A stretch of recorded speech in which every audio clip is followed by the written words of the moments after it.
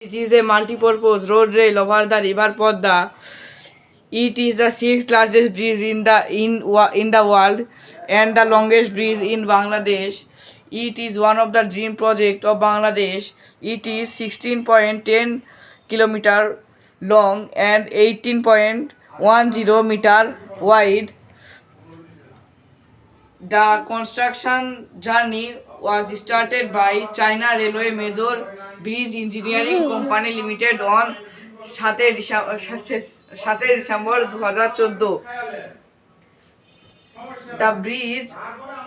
The construction was completed on May 2022.